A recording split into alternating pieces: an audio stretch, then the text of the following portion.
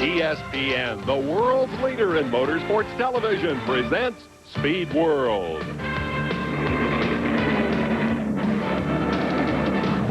These are some of the fastest men in the world. For 12 punishing hours, they will hurtle themselves in everything from MGBs to Ferraris around a 5-mile race circuit. For some, it will be nothing more than a 1,000-mile drive.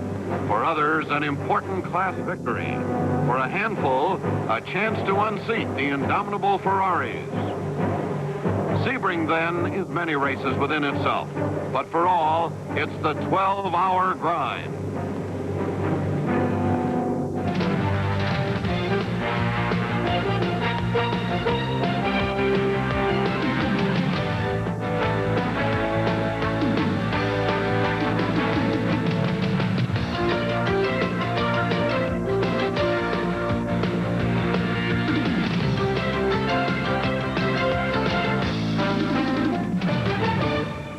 Hello, everyone. I'm Dave Despain. Welcome to another edition of the Glory Days, a cavalcade of great races and great racers from decades past. From the very beginning, the 12 Hours of Sebring has ranked as perhaps the toughest test of automobile reliability anywhere in the world of motorsports. Yes, the race is only half as long as Le Mans or Daytona, but the course is brutally rough. In 1964, Sebring pitted American ingenuity against Italian domination. Cobra and Corvette versus Ferrari. It was a battle for national honor and world championship points. Les Kiter and Chris Economaki covered the story. The countdown for Saturday's race begins early in the week in the quiet town of Sebring. While the residents pursue their normal pastimes, the racers present themselves for inspection. Every car in the race must comply. MGBs, brand new Porsche 904s, all are checked for adherence to safety standards and regulations governing their class, including minimum luggage space. Shelby's Cobras, led by the number 10 Daytona Coupe, cause a stir as they move through inspection. Shelby wants Ferrari's World Grand Touring title. A win at Sebring, coupled with his points from Daytona, would put Shelby ahead in the point standings. To do it, he's mustered a 4-car factory team, augmented by 6 privately owned Cobras.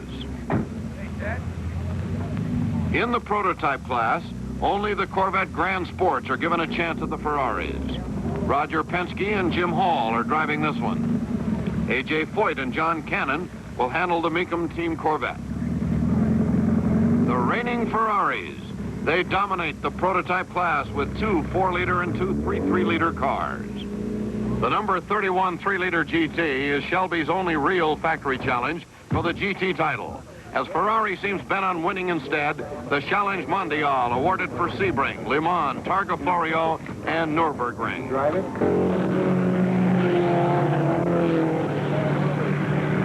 And now to practice.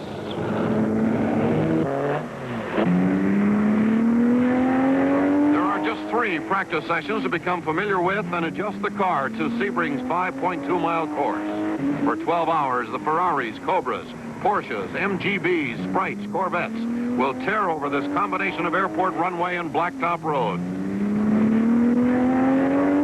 With 3 straights of almost a mile and some 13 turns, the big cars will range from 180 miles an hour to 30 miles an hour. 12 grueling hours on brakes, transmissions, engines, and drivers. And as Surtees in a Ferrari prototype knocks 5 seconds off the course record he set last year, and Shelby's newest Cobra, Bob Holbert's Daytona Coupe, slashes the GT course record, National Speed Sports News editor Chris Economaki talks with the drivers. Graham Hill, Ferrari prototype. It's a very, very good car, very good machine. Whether, of course, they're going to be reliable with this extra horsepower, we shall just have to wait and see. Dan Gurney, Cobra. As far as GT Ferraris go, we have them whipped on lap times right now. Roger Penske, Corvette Grand Sport. We'd really like to blow the Cobras off, to be honest with you. Bob Tullius, an SCCA National Class Champion, here in the smallest car in the race. What satisfaction you get out of participating in the race? Well, I think it relates simply to the competitive spirit involved in the whole thing, and it's quite possible, of course, to win Index and also the class champion. Bob Holbert, Cobra Coupe. Well, we got high hopes of being able to beat the Ferrari, all right. A.J. Foyt, Corvette Grand Sport. Well, really, I think, Chris, that I can outrun the Cobras with the lightweight Stingray. Joe Bonnier, Ferrari prototype. I think, as I started to say, it'd be great for motor racing if American cars could beat the Ferraris once. So, of course, I'd like to win the race in the Ferrari this time. All the boys ready themselves. It's race morning. Only the final seconds of the countdown remain. We're first and second in class, fifth and sixth overall. And the Cobra contingent had one more ace to play. American driving legend Phil Hill standing by in the pits. But before the long run into the night was over, the front-running Ferraris and the American challengers would both hit trouble. We rejoin the action with just such a moment for Roger Penske and his Corvette. Penske and Hall have trouble. Their mechanics are taking a half shaft from a stock Corvette in back of their pit. The half shaft broke while Penske was out on the course. According to the rules, he must walk back with the needed parts with a pit steward along to see that his mechanic does no more than advise as Penske makes his own repairs. It'll be an hour-and-a-half delay. The overall Grand Touring Division race is all Cobra at the moment. The Gurney Johnson car is first GT uncontested. A solid fourth overall behind the Ferraris.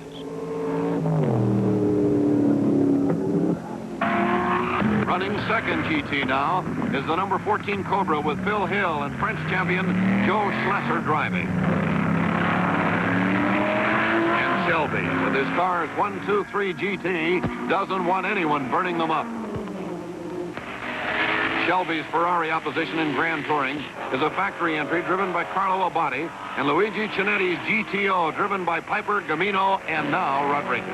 But both are overpowered by the larger engine Cobras. The race drones on. 15 of the 66 starters have dropped out. And now Phil Hill is in the pits. Scheduled to drive the prototype Cobra, he was moved to number 14 with Schlesser and helped put it in 6th place overall.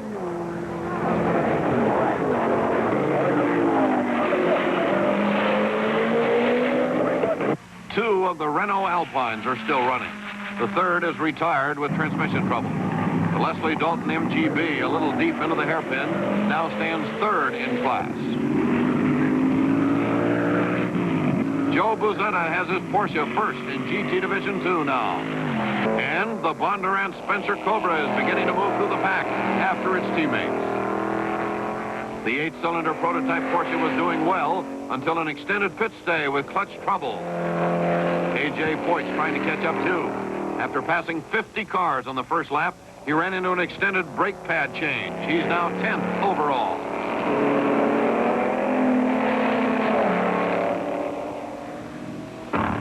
Up front, the Hill Bonnier 4-liter Ferrari has taken the lead from Surtees late in the afternoon.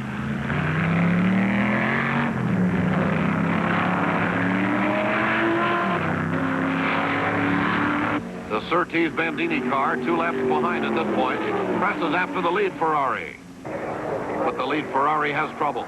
Hill is barely moving as he comes into pit alley. And the trouble looks permanent. Hill tells about it. Vibrating rather badly under acceleration, and then just now coming past the pitch, it let go altogether, and there was a horrible grating. A close call at the hairpin. And Surtees is moving. Just behind, the second and third place Ferraris are in it hammer and tongs, as Parks in the number 22 Ferrari tries to take the lead from Scarfiotti in the twin number 23.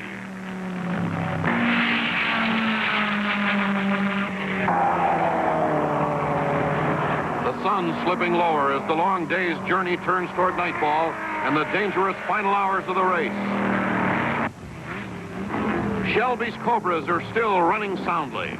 The Gurney Johnson car is now 4th overall, first Grand Touring.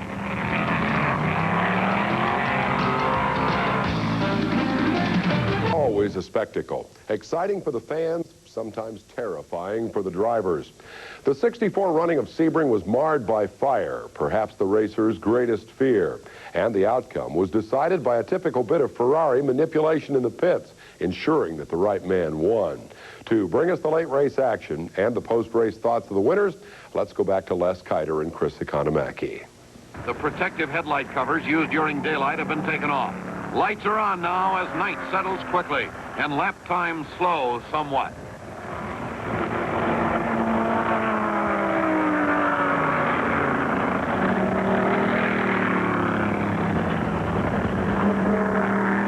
Bandini has brought the lead car into the pits.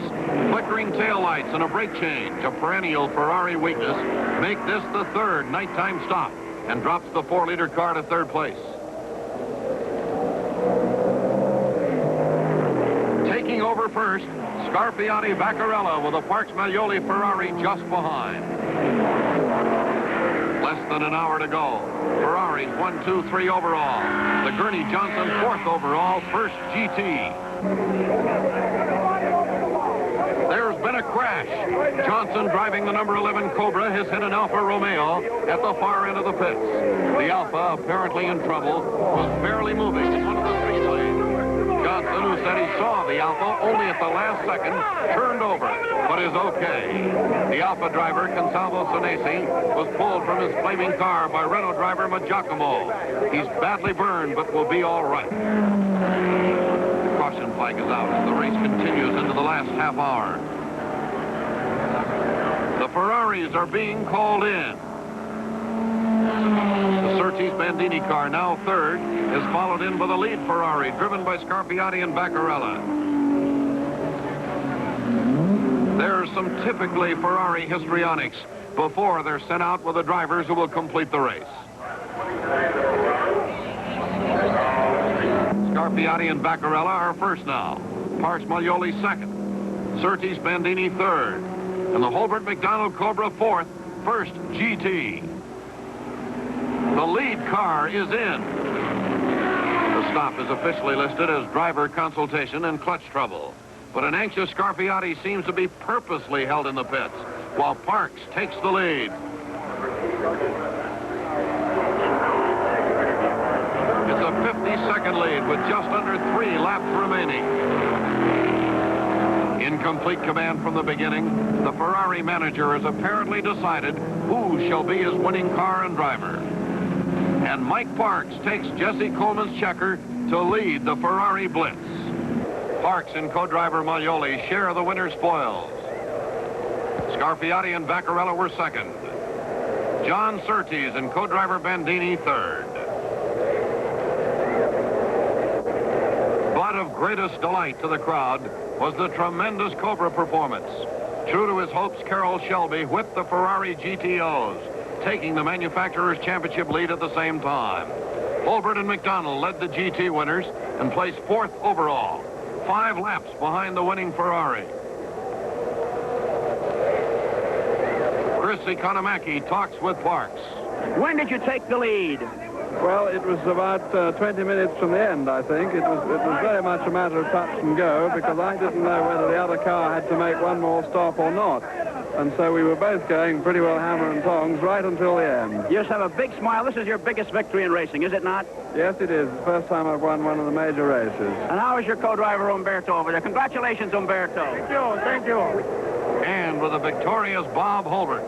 Bob, congratulations. You got a big smile, another victory for you. How'd the car perform? Oh, fine, Chris. It didn't miss a beat all day. Except we really had a steam bath during the day. It was pretty hot. I noticed you made some modifications on it for bathing purpose. What did you do? Oh, we just put a few vents in it to get a little more air into the car. We were actually, we had a steam bath and massage all at the same time earlier today. The Bezzetta Pond Porsche won GT Division 2. GT Division 1 went to the Abarth of Diaz, Fleming, and Linton. The Cunningham Underwood Porsche 904, the highest finisher behind Ferrari and Cobra. Well, that 64 Sebring race was representative of the times.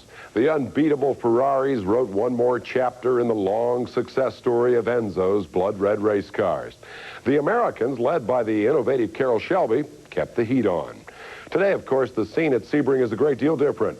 Ferrari, committed to Grand Prix racing, is represented by a single car in the GTO class. The British Jaguars have joined the battle in a big way, and totally unheard of, in 1965, the Japanese names, Nissan and Toyota, now figure prominently in the history of one of America's great races, the 12 Hours of Sebring.